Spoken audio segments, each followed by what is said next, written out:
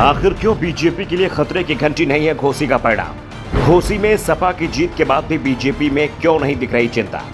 सपा को मिली जीत का लोकसभा चुनाव पर नहीं होगा असर। घोसी विधानसभा सीट पर बीजेपी को करारी हार मिली है। पार्टी 42,000 वोटों से हार गई है। सपा के सुधाकर सिंह ने बीजेपी के तारा सिंह चौहान को हरा दिया।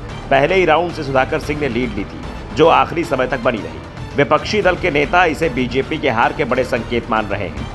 तो दूसरी ओर बीजेपी का दावा है कि घोसी में पार्टी को हार जरूर मिली, लेकिन उसका वोट सुरक्षित रहा।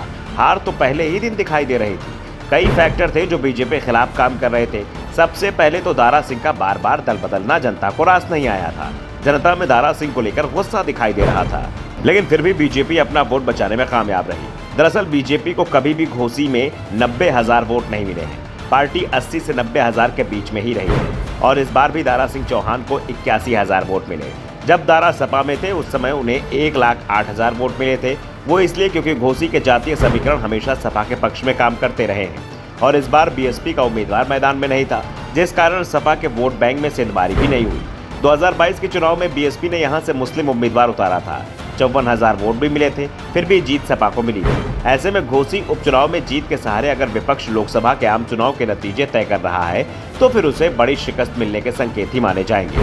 दरअसल घोसी, आजमगढ़, मऊ और उसके आसपास के क्षेत्र में पहले से ही बीजेपी को कमजोर माना जाता रहा है। लोकसभा और विधानसभा चुनाव में बीजेपी को इसी हिस्से में सबसे ज्यादा नुकसान हुआ था।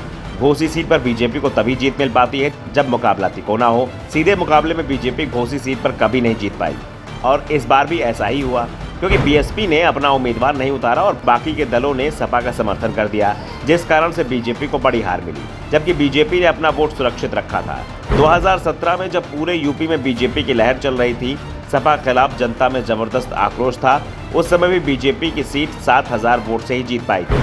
2017 में बीजेपी के फागू सिंह चौहान ने बीएसपी के अब्बास अंसारी को हराया था, लेकिन 2022 के चुनाव में सपा के टिकट पर लड़े दारा सिंह चौहान जीत गए थे। बीजेपी को 2022 में भी 86,000 वोट मिले थे।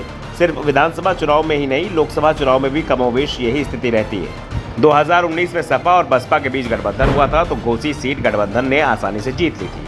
बीएसपी के अतुल राय को 50% से ज्यादा वोट मिले थे, जबकि बीजेपी को करीब 40% वोट मिला था। 2014 में बीएसपी के दारा सिंह चौहान 22% वोट ले आए थे। बीजेपी का वोट 37% था, लेकिन मुकाबला तिकोना था, इसलिए बीजेपी की जीत हो गई थी। यानी साफ है, घोसी लोकसभा सीट और या फिर विधानसभा सीट, इस सीट पर बीजेपी को जीत तभी मिल पाती है जब बीजेपी विरोधी वोटों का बंटवारा हो जाता है। पार्टी को 35 से 40% के बीच ही वोट मिलता रहा है और उपचुनाव में भी बीजेपी ने अपना वोट बरकरार रखा है। ऐसे में सवाल उठ रहा है कि जब बीजेपी के वोट बैंक को कोई नुकसान ही नहीं हुआ है और मायावती परंपरा के अनुसार उपचुनाव में अपना उम्मीदवार उतारती नहीं है, तो फिर कैसे घोसी सीट के सहारे सपा यूपी के सभी समीकरण सेट करने की सोच रही है। घोसी चुनाव में इस बार सपा ने सवर्ण कार्ड भी खेला था, जिसका उसे फायदा हुआ, लेकिन सवर्ण कार्ड लोकसभा चुनाव में सपा के काम शायद ही आ पाए। Bureau report, the such India.